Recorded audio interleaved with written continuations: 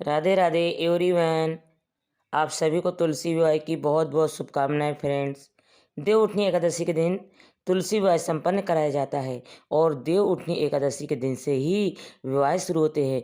यानी देव उठनी 11 पर ही देव उठते हैं, उसके बाद विवाह और मांगलिक कार्य होने शुरू हो जाते हैं। तो देव उठनी एकादशी से और पूर्णिमा तक तुलसी जी का विवाह कराया जाता है। ज़्यादातर लोग देव एकादशी के दिन ही तुलसी जी का विवाह कराते हैं।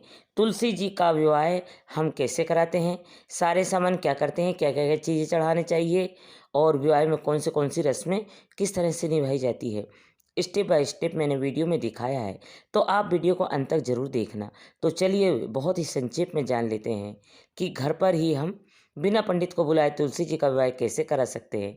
तुलसी जी का विवाह कराने के लिए सबसे पहले हमें तुलसी जी हो चाहिए। तुलसी जी के गमले की और जगह आसपास से एक पट पटकर पर स्वास्तिक बना लिया जाता है और ऊपर हम पीले रंग का आसन बिछा देते हैं। और पटना जैसे देखिए विवाह जैसा मांगलिक कार्य है तो रंगोली जरूरी बनाएं।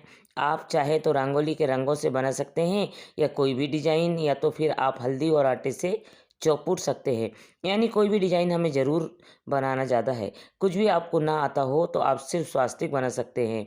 यहाँ पर मैंने कमल का फूल बनाया है क्योंकि माता लक्ष्मी कमल को पर ही विराजती है। पूजा में बहुत शुभ माना जाता है कमल का। स्वास्तिक आप जरूर बनाएं।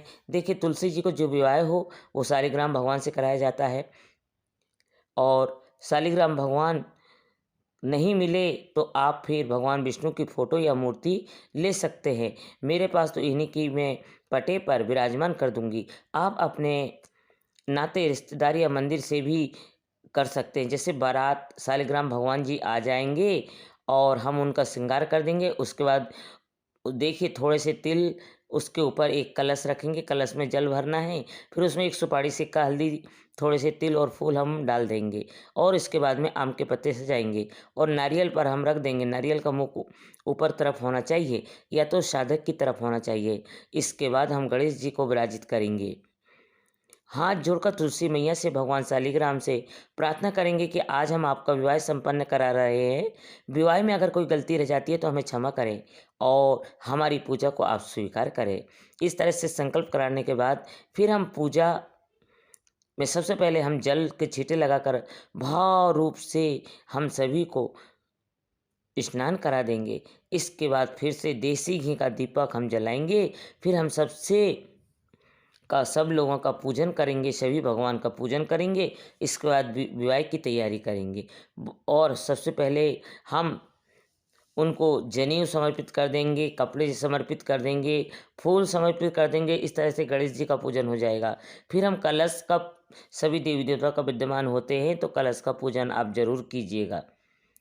कलश पर तिलक कर देंगे, मोली बांध दी, और फिर हम तिलक के ऊपर थोड़े से तिल समर्पित कर देंगे और फूल समर्पित करने के बाद में कलश का पूजन आप जरूर कीजिएगा। कलश को हम तिलक कर देंगे, मोली बांधे हमने पहले से ही, और फिर हम तिलक के ऊपर थोड़े से तिल समर्पित कर देंगे और फूल समर्पित कर देंगे। इस तरह से कलश को जो पूजन है वो हो जाएगा। इसके बाद विवाह की रस्में करते हैं। तो देखिए विवाह में सबसे पहले हल्दी की रस्म की जाती है। हल्दी पाउडर में हम यहाँ पर दूध मिला लेंगे और सूखी हल्दी को पीस सकते हैं। अब हल्दी का पेस्ट बना सकते हैं और शालिग्राम भगवान को लगाएंगे। शालिग्राम भगवान को लगाने के बाद फिर हम तुलसी जी को लगाएंगे। इसके बाद हम 5 या 7 बार यह हल्दी तुलसी जी को चढ़ा देंगे।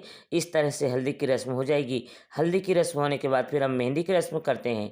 तो आप चाहे तो पाउडर वाली मेहंदी ले लें या फिर कौन ले लें, या जो भी मेहंदी हो वो ले लें। 5 बार ये मेहंदी को भगवान शालिग्राम को लगाएं, इसके बाद माता तुलसी को लगाएंगे। तो आप 5 बार या 7 बार तुलसी जी की टहनियों में लगाएं। मेहंदी लगा देने के बाद इस तरह से मेहंदी की रस्म हो जाती है। इसके बाद फिर हम चंदन तिलक करेंगे।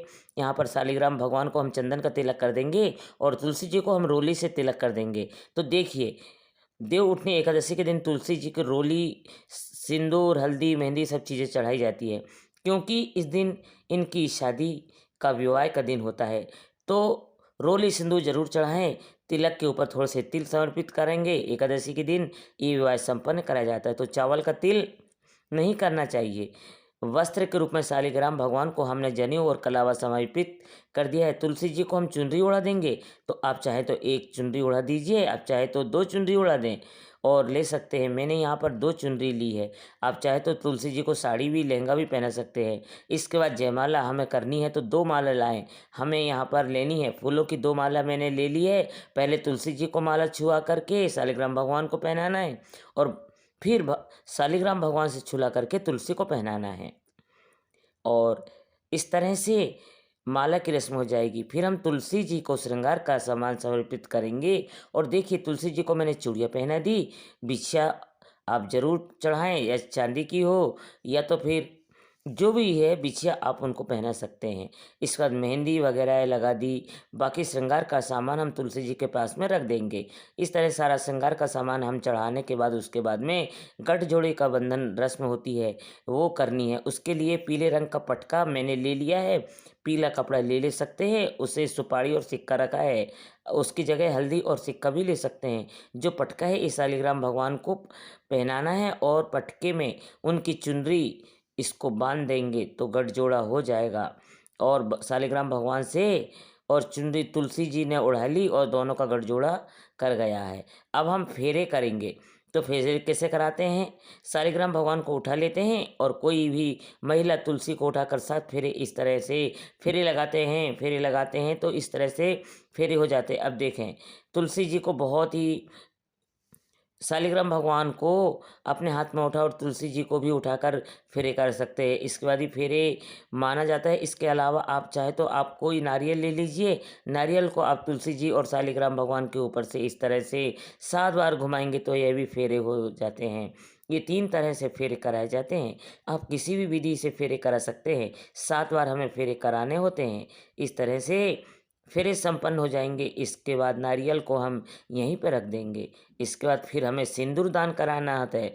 देखिए कोई भी सिक्का लेंगे, उसमें हम सिंपल कोई भी सिक्का लेना है, शालिग्राम भगवान से छुआ करके सिंदूर हम तुलसी जी को लगाना है। 5 बार या 7 बार तुलसी जी के पत्ते पर ये लगा देंगे और इसे गमले में, इस सिक्के को गमले में रख देंगे। ये रस्म पूरी होती है। अब तुलसी जी का कन्यादान करते हैं तो अपने हाथ में जितने चाहे उतने रुपए ले लेते हैं। श्रद्धा अनुसार रुपए ले लेने हैं और फूल लेंगे और थोड़ा सा जल, और ज़्यादा जल नहीं लेना है, कहीं रुपए न भीग जाए। थोड़ा सा जल हम इसे लेकर तुलसी के लिए संकल्प करेंगे कि आज हमने श्रद्धा से अपनी तुलसी जी का विवाह शालिग्राम भगवान से संपन्न करा रहे हैं या करा रही हूँ। शालिग्राम भगवान आप तुलसी जी को हमेशा खुश रखें और स्वीकार करें। शालिग्राम भगवान को समर्पित कर दें वे। इसके बाद साथ ही गन्ने का आप पूजा जरूर करें। इस गन्ने का मंडप भी बना सकते हैं। अगर आप मंडप नहीं बना पा रहे तो आप गन्ने को साइड में रख दीजिए। मंडप का स्वरूप होता है, पहले ही रख दीजिएगा। यहाँ तो पर मैंने गन्ने चढ़ा दिए। इसके बाद जो भी दान तुलसी जी को देना चाहते हैं वो कपड़े शालिग्राम भगवान को और तुलसी जी को समर्पित कर दें। और आप जो बर्तन लिए हैं कम से कम 5 बर्तन ज़रूर आप लेना चाहिए। और इसके साथ ही आप चाहे तो सोना चांदी या जो भी आप दान कर सकते हैं वो तुलसी जी के निमित्त दान कर सकते हैं। जैसे बेटियों के लिए दान किया जाता है उसी तरह तुलसी जी के लिए भी दान किया जाता है। तो सारी चीज़ें हम दान कर देंगे। फिर हम भोग समर्पित करेंगे तो हमें मिठाइयाँ समर्पित करना है। और इस दिन मिठाई के बाद में उन्हें सिंघाड़ा और भो सिंघाड़े का भोग आप जरूर लगाएंगे। इसके अलावा कोई फल आप ले सकते हैं। अपनी श्रद्धानुसार भोग समर्पित करने के बाद हम जल समर्पित कर देंगे। इसके बाद हमें तुलसी विवाह की कथा सुननी है। तो कथा सुनने के लिए हम अपने हाथ में थोड़े से तिल ले लेंगे। आप तिल या तो फूल लेकर तुलसी जी का विवाह का कथा सुन सकते हैं। कथा का वीडियो आपको केवल चैनल पर ही मिल जाएगा, लिंक में आपको वहाँ से दे। और इसके बाद फूल और तिल हमने लिए हैं वो हम जल लोटे में समर्पित कर देंगे। इस तरह से पूर्ण हो जाएगी हमारी कथा करने के बाद फिर हम तुलसी जी की परिक्रमा करेंगे। तो आप यहाँ पर 108 परिक्रमा कर सकते हैं या 7 9 परिक्रमा 11 परिक्रमा, ये जितना भी बन सके आप धूप दीप दिखा के इसके बाद फिर हम आरती करनी है। तो देखिए आप चाहे तो दीपक जला करके आरती कर सकते हैं या कपूर से भी आरती कर सकते हैं। और इसके बाद धूप दीप बहुत ही प्रेम पूर्वक हम यहाँ पर आरती करेंगे। गणेश जी की आरती करेंगे, उसके बाद तुलसी जी की आरती करने के बाद हाथ जोड़कर तुलसी जी से प्रार्थना करेंगे, हे तुलसी मैया, आज मैंने आपकी वाई की पूजा पूर्ण कराई है। अगर इस पूजा में कोई कमी रह गई हो तो मुझे क्षमा करना और मेरी मनोकामनाओं को पूर्ण करना। ऐसा कहने के बाद हाथ में थोड़ा सा जल लेकर हम पूरी तरह चौकी के ऊपर से जल को छींटे देंगे और हाथ जोड़ लेंगे। इस तरह से पूजा वह पूर्ण हो जाएगी। तुलसी विवाह के बाद हमें क्या करना है, जो भी हमने भोग प्रसाद चढ़ाया है यह हम सभी में बांट देते हैं। यह प्रसाद बन जाता है, इसको सभी में बांट देते हैं। इसके बाद जो चौकी है वो हमें अगले दिन उठानी है। जो कलश है ना, कलश का क्या करेंगे, कलश को जल को छींटे पूरे घर में लगा के और फिर कलश को हम पौधे में सींच देंगे। इसके बाद जो नारियल है वो सामान के साथ में हमें दान करना है। जितना भी सामान हमें चढ़ाया है ये सारा सामान हम दान कर देंगे। आप आपने जो भी किया है वो ऐसा पंडित जी को दान कर सकते हैं।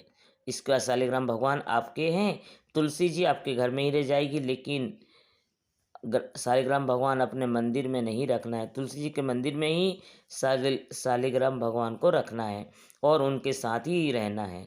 और इस तरह सारा सामान जो भी हमने चढ़ा सामान हम दान कर देंगे। आप चाहे तो पंडित जी को दान कर सकते हैं या किसी को भी गरीब को आप ये दान कर सकते हैं।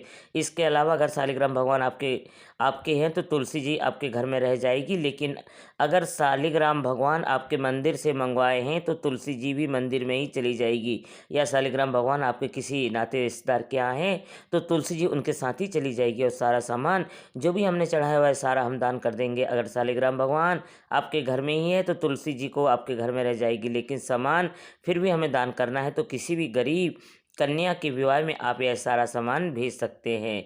यह शालिग्राम जिसके हैं तो उनके साथ यह सारा सामान चला जाएगा। देखिए, तुलसी विवाह करना बहुत ही शुभ मांगलिक माना जाता है। जीवन में एक बार तुलसी विवाह अवश्य करना चाहिए।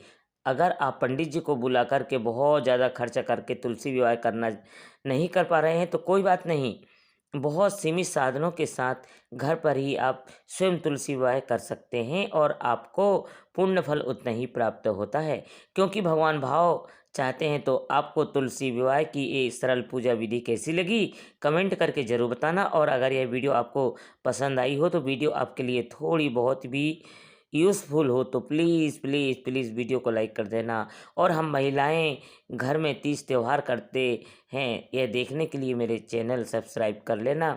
फिर मिलते हैं कि और अगली वीडियो में, तब तक के लिए जय तुलसी मैया, राधे राधे।